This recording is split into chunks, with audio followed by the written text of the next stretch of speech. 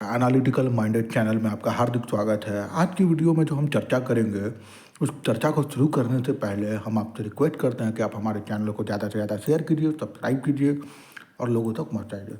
बिना देरी किए हम वीडियो का शुरुआत करते हैं और वीडियो में डिस्कस करते हैं कि आखिर नेपाल में विरोध प्रदर्शन क्यों हो रहा है। क्या नेपाल के लोग कुछ अलग मांग कर रहे हैं? क्या नेपाल में राजनीतिक भूचाल आ गया है?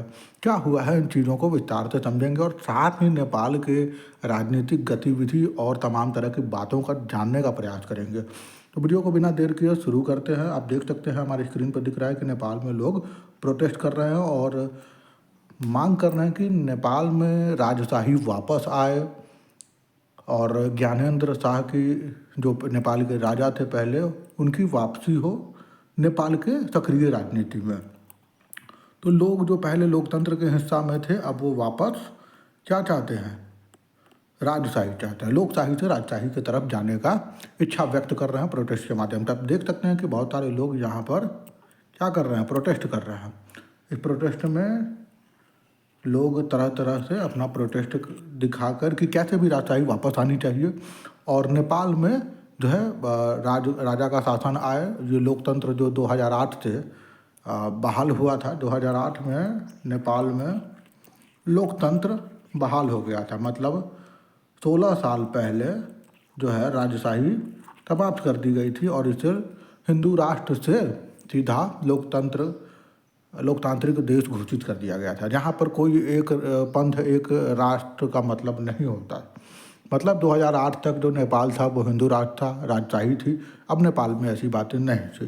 तो लोग जो हैं तमाम तरह के चीज़ों को देखने के बाद अब वापस राजशाही की मांग कर रहे हैं। इसके पीछे की वजह बहुत सारी है। उन तमाम वजहों पर हम चर्चा करेंगे विस्तार से और चीज़ों को समझते हैं। आप यहाँ पर देख रहे होइएगा कि ये मैप है, ठीक है? ये मैप है, आप देख पा रहे होंगे कि ये मैप है, ठीक है? अब इस मैप में आप ज़रा ध्यान से देखिए कि यहाँ भारत है, ठीक है? ये भारत का हिस्सा है और ये ठहरा नेपाल का हिस्सा, ठीक? तो ये भारत है, नेपाल है और ये भारत का ये बहुत सारा हिस्सा है। यहाँ आप तो उत्तर पूर्वी राज्य देख सकते हैं। ये पूरा का पूरा क्या है? भारत का हिस्सा है, ठीक है? ये पूरा का पूरा भारत का हिस्सा है, ठीक है? जो पूरा का पूरा भारत का हिस्सा है। दुनिया नहीं मानती है, वो अलग बात है। ये पूरा का पूरा हमारा हिस्सा है, ठीक है? ये हमारा पूरा हिस्सा है। ये पूरा हिस्सा भारत का है। जहाँ तक दुनिया नहीं मानती है वो अलग बात है, उससे हमको मतलब नहीं है, लेकिन हमारा पूरा हिस्सा कहा जाए तो ये भी हमारा हिस्सा है। ये पूरा हमारा हिस्सा है, ये भी हमारा हिस्सा है। अगर कायदे से देखा जाए तो ये सारा का सारा हमारा हिस्सा है, ठीक है? ये अखंड भारत का हिस्सा है। लेकिन वर्तमान में अगर ध्यान से देखा जाए तो जो हमारा भौगोलिक स्थिति है कुछ इस तरह से है। इधर अक्साई चीन पे चाइना कब्जा किया हुआ है, जहाँ पीओके है, अवैध तरीके से चीनियों का कब्जा है यहाँ पे, ठीक है? आप देख पा रहे होंगे तो यहाँ पे अवैध रूप से चीनियों का कब्जा है। यहाँ पे पाकिस्तान जो है पीओके को गलत तरीके से, जहाँ पे चीन जो है अक्साई चीन को कब्जा करके बैठा। तो कहीं ना कहीं हमारा डेमोग्राफी थोड़ा बहुत बिगड़ा हुआ है, जिस पर सरकार काम कर रही है। भविष्य निकटतम भविष्य में सही होने की संभावना है, ठीक है? फिर आगे देखिए कि ये पूरा भारत का ऐसा क्षेत्र है, ठीक है? ये पूरा का पूरा जो है हमारा, यहाँ तक उत्तर पूर्वी राज्य जो है जहाँ तक है, ठीक है? ये भूटान का हिस्सा हो गया, ये नेपाल का हिस्सा हो गया। तो नेपाल आप देख सकते हैं कि इधर चाइना है, इधर भारत है, भारत के सीमा से थोड़ा ही दूर इससे भूटान पड़ता है। तो इस तरह के डेमोग्राफी से जुड़ा हुआ है। थोड़ा दूरी पर इससे बांग्लादेश से भी कनेक्शन है। तो बहुत सारा चीज़ यहाँ पर हमको देखने के लिए मिलता है। अब बात क्या है कि आप समझ सकते हैं कि देखा जाए तो पाकिस्तान भी अपना ही हिस्सा था, अफगानिस्तान भी अपना ही हिस्सा था, ये तिब्बत का क्षेत्र भी अपना ही हिस्सा है, ये बांग्लादेश भी अपना ही है। ये पूरा का पूरा अखंड भारत का हिस्सा है, ठीक है? अब आप ध्यान से देखो कि 2008 तक नेपाल जो है वो हिंदू राष्ट्र है। क्या था? हिंदू राष्ट्र था, ठीक है? हिंदू राष्ट्र था।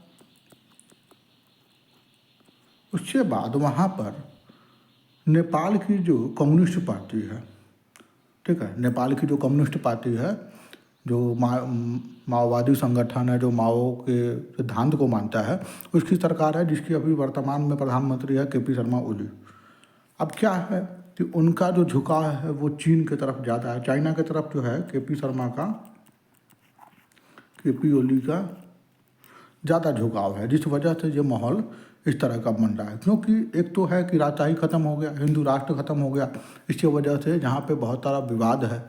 अब बहुत सारा विवाद होने की वजह से क्या होता है कि कहीं ना कहीं भारत जो है इससे प्रभावित हो रहा है। भारत के जो पड़ोस में आप हाल फिलहाल में देखें, बांग्लादेश में भी अनस्टेबिलिटी थी, पाकिस्तान में भी आप सुन रहे हैं कि यहाँ बलोच में अनस्टेबिलिटी है, सिंध में, पंजाब में, यहाँ खैबर पख्तून में, हर जगह अनस्टेबिलिटी है।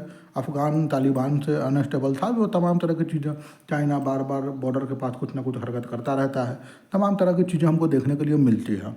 अब ऐसे केस में क्या होता है कि केपी शर्मा ओली का पूरा झुकाव जो है वो चाइना के सरकार की तरफ है, शी जिनपिंग की तरफ है। अब इससे भारत को कहीं ना कहीं इनसिक्योरिटी फील होगी। तो जब भारत को इनसिक्योरिटी फील होती है तो वो कहीं ना कहीं दिखेगा कि हमारा पड़ोसी अगर हमारे शत्रु देश की तरफ झुकाव रखेगा तो कहीं ना कहीं दिक्कत होगा। जैसे श्रीलंका का भी पहले वही हाल था, पाकिस्तान से हमारा जन्मजात दुश्मनी है, अफ़गानिस्तान से हमारा मेल मिलाप तो है, लेकिन डायरेक्ट बॉर्डर शेयर थोड़ा बहुत है, ज़्यादा नहीं है। ऊपरी हिस्सा जो आप देख रहे हैं यहाँ पे, वहाँ पे है। और बांग्लादेश में आपने हाल फिलहाल में देखा है कि क्या हुआ। तो इन तमाम चीज़ों को देखते हुए जो है वहाँ के लोग जो है देखे कि बहुत ज़्यादा हमारी जो वर्तमान सरकार है वो हिंदू कम्युनिटी या जो हमारा नेपाल का कल्चर है, नेपाल को नास्तिक देश बनाने के लिए एक फंड भी अलॉट किया गया था बाहरी ताकतों के द्वारा, जो वहाँ के लोग समझ गए कि हमारे आस्था, हमारे कल्चर, हमारे धार्मिक सारे प्रावधानों को ख़त्म करने का प्रयास है। ये कम्युनिस्ट मानसिकता ऐसी मानसिकता है, कहीं दुनिया की कहीं की कम्युनिस्ट पार्टी हो, भारत की हो, नेपाल की हो, चाइना की हो, कहीं की भी हो, वो नास्तिक होते हैं, भगवान में नहीं विश्वास करते हैं और उनकी विचारधारा थोड़ी अलग होती है। ठीक है, गलत है सही है, वो हर इंसान के अपने सोचने का नज़रिया हो सकता है, लेकिन होता ऐसा ही है। इस वजह से वहाँ के लोग को लगा कि हम इनसिक्योर हो रहे हैं, तो वो एक बड़े लेवल का आंदोलन वहाँ पर करते हैं। वीडियो में आगे बढ़ते हैं, चीज़ों को फिर विस्तार से समझने का प्रयास करते हैं। आप देख सकते हैं यहाँ गौर से कि यहाँ क्या है। नेपाल का नक्शा है हमारे पास, देखिए। अब नेपाल के साउथ में क्या है, इंडिया है, नॉर्थ में क्या है, चाइना है। ठीक है, अब नेपाल का जो ये पूरा क्षेत्र है, ये माउंट एवरेस्ट है, ये जो आप देख रहे हैं माउंट एवरेस्ट है, ये हिमालय का रेंज है। ठीक है, ये तमाम तरह से जो कि आपका भारत से सीमा साझा होता है। इस तरफ आपका बिहार का भी कुछ क्षेत्र है, जो बिहार है उसका क्षेत्र है। ठीक है, यहाँ यूपी का क्षेत्र हो गया, फिर यूपी के बाद यूके का, उत्तराखंड का कुछ हिस्सा इस तरफ से लगता है। फिर यहाँ आप आइएगा तो सिलीगुड़ी कॉरिडोर, जिसको हम लोग चिकन नेक बोलते हैं, फिर यहाँ से भूटान शुरू हो जाता है। तो ये हमको ऐसा देखने के लिए मिलता है। तो अभी वर्तमान में नेपाल में किसका सरकार है, नेपाल कम्युनिस्ट पार्टी का, नेपाल कम्युनिस्ट पार्टी। ठीक है, पार्टी की सरकार है, जो कि चीन की तरफ बहुत झुकाव है इसका। यहाँ इस वजह से हो सकता है कि नेपाल में देखिए बहुत सुनते हो जाएगा कि जितना बड़ा बड़ा टेररिस्ट है वो नेपाल में छुप जाता है या नेपाल से भाग जाता है। तो ये सारा चीज़ कहीं ना कहीं इस समय के बाद ही हुआ, 2008 के बाद हमको देखने के लिए जहाँ मिलता है। तो वहाँ की पब्लिक अगर विरोध में है तो इसी वजह से है कि 2008 के बाद ऐसा हो रहा है। तो ये तमाम तरह की बातें हैं जो देखने के लिए हमको मिल रही हैं। ठीक है, अब अखंड भारत जो है उसका सपना भी लग रहा है कि सरकार जो है बहुत जल्द ही उसको पूरा करेगी, क्योंकि जैसा चल रहा है। नेपाल हमारा पड़ोसी मित्र है। यहाँ भारत और नेपाल का जो संबंध है वो बड़े भाई छोटे भाई की तरह रहा है, एक परिवार की तरह रहा है। यहाँ से हमारा रिश्ता भी है, रोटी का कनेक्शन भी है, हर तरह का चीज़ है यहाँ से। भारत और नेपाल जो है एक कल्चर में बंधे हुए हैं, एक दूसरे से कल्चर, एक्सपोर्ट इंपोर्ट, तमाम तरह की चीज़ों से आदान प्रदान होता आया है सदियों से, दशकों से। तो तमाम तरह की चीज़ें। फिर आगे चलते हैं, समझने का प्रयास करते हैं कि आखिर मामला पूरा क्या। ध्यान से आप देख सकते हैं कि आपको यहाँ दिख रहा होगा कि ये चाइना है नॉर्थ में, साउथ में भारत है। यहाँ ध्यान से देखिए, ये तिब्बत का हिस्सा भारत का ही हिस्सा था पहले। ठीक है, जिसको चाइना ने 1965 तक किसी भी तरह गलत तरीके से हथिया लिया था। आप देख सकते हैं कि एक नदी है, कैल नदी, यहाँ से आती है भारत में कैल नदी। नारायणी नदी जो आप देखते हैं, जिसको भैंसा लोटन कहते हैं, ये बिहार में ऐसे इंटर करती है। कहाँ से? चंपारण की तरफ से इंटर करती है नारायणी नदी, और सब जगह से ऐसे ही कनेक्शन है इसका, ठीक है। जो बिहार में बाढ़ भी लाती है, जिसको गंडक वगैरह हम कहते हैं, गंडक का कनेक्शन कहते हैं, गंडक का कनेक्शन यहीं से नारायणी से है, ठीक है, गंडक नदी कहते हैं। हालांकि इसका बहुत अजीब नाम था, पहले भैंसा लोटन बोला जाता था, जिस वजह से कहा गया कि इस नदी का नाम चेंज किया जाए। तो बहुत पहले जब बिहार में 20-30 साल पहले इसका प्रावधान लाया गया, इस पर प्रस्ताव लाया गया कि किसी तरह इसका नाम बदला जाए, और तब से इसको नारायणी नदी ही कहा जाता है, अभी तक की सुनी सुनाई जानकारी है उसके हिसाब से। फिर हम थोड़ा ध्यान से देखते हैं कि ये लुम्बिनी है, नेपाल का क्षेत्र, चितवन नेशनल पार्क है यहाँ पर। करनाली नदी है जो ऐसे आ रही है, ये भी उत्तर यूपी में जाके गिरती है। फिर आप देख सकते हैं ये माउंट एवरेस्ट का क्षेत्र है, वीरगंज का क्षेत्र है, ठीक है, और हिमालय का भी ये बेल्ट है थोड़ा बहुत। तो आपको देखने से कुछ ऐसा लगेगा कि ये इस तरफ चाइना का प्रभाव है, तो चाइना कभी कभी इस एरिया में अपना हरकत करते रहता है विस्तारवादी नीति के तहत, ठीक है। और इस तरफ में बांग्लादेश है, जो हिस्सा आप नीचे की तरफ देख रहे हैं। अब थोड़ा सा पीछे चल के एक चीज़ को और समझाते हैं कि आप लोग ये ना समझें, क्लियर कर रहे हैं फिर से, कि आप ये ना समझें कि ये जो आप हिस्सा देख रहे हैं ये विवादित है दुनिया के लिए। हमारे लिए तो ये हमेशा ऐसा ही रहेगा, क्योंकि एक तरफ चाइना है, एक तरफ POK पाक ऑक्यूपाइड कश्मीर है। तो हमारा तो सारा का सारा है, हमारा तो अखंड भारत है, तो हमारा पाकिस्तान भी होगा, अफगानिस्तान भी होगा, और चाइना का ये जो तिब्बत वाला बेल्ट है, म्यांमार तक ऐसे आई है, ये सारा का सारा अपना ही है, ठीक है, ये भारत का ही है। नेपाल हमारा स्वतंत्र राष्ट्र है हमेशा से, हमारे पड़ोसी भाई की तरह भूटान भी है, नेपाल भी है।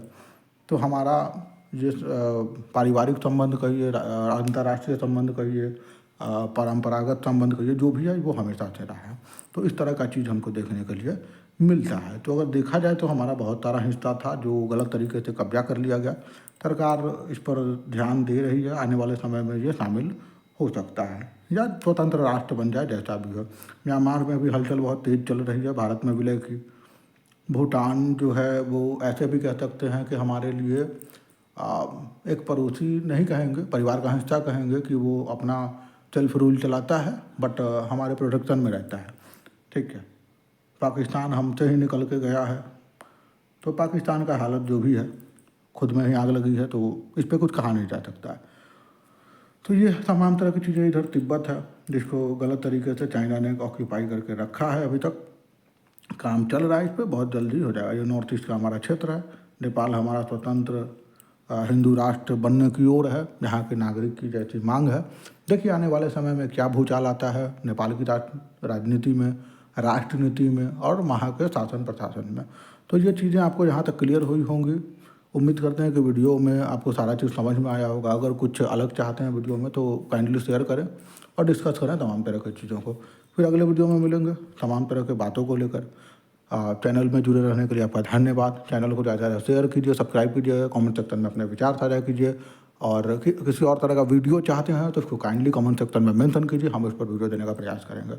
तब तक एनालिटिकल माइंडेड चैनल में जुड़ने के लिए आपका हार्दिक धन्यवाद।